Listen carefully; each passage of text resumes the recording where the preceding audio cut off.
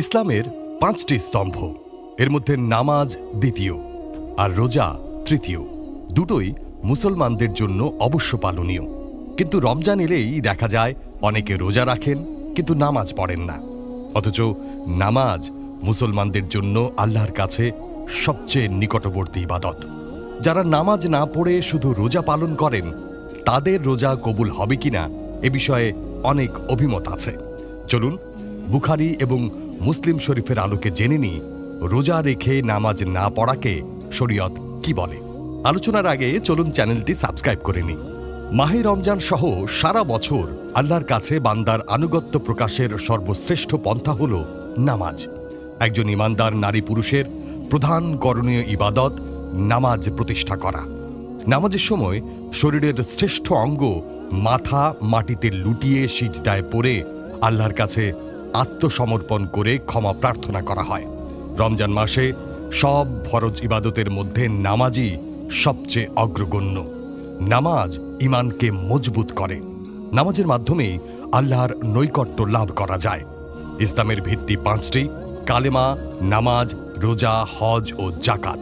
প্রথম ৩টি ধনী, গরিব, প্রাপ্তবয়স্ক সব মুসলমানের উপর ফরজ, আর শেষের ২টি সামর্থ্যবান মুসলমানদের উপর ফরজ। যে ব্যক্তি আসরের নামাজ ত্যাগ করে তার আমল নিষ্ফল হয়ে যায়। বুখারী ৫২০।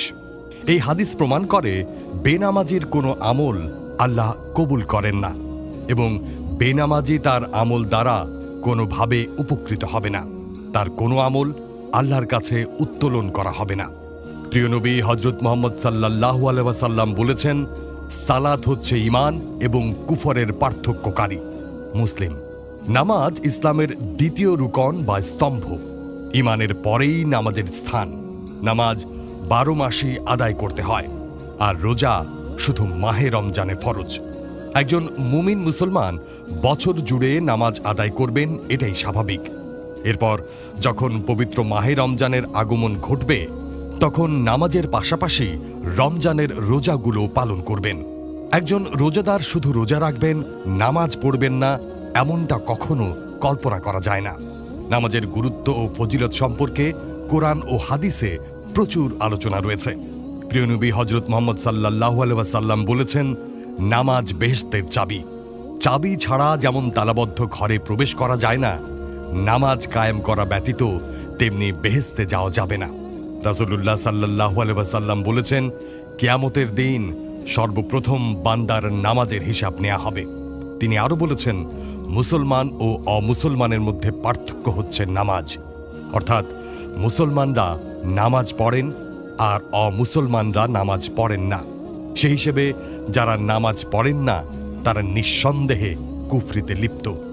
আর কাফেরের রোজা, জাকাত, হজ কিছুই আল্লাহর দরবারে কবুল হবে না। মুমিনের জন্য প্রথম কাজ হলো নামাজের খাতায় নাম লেখানো। কাজেই নামাজ ছাড়া সব আমলই বৃথা, এই ব্যাপারে কারো কোনো সন্দেহ থাকা উচিত নয়।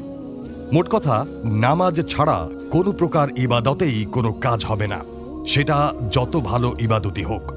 তাই মাহে রমজানের পরিপূর্ণ সওয়াব পেতে হলে রোজা পালনের পাশাপাশি অবশ্যই ৫ ওয়াক্ত নামাজ আদায় করতে হবে।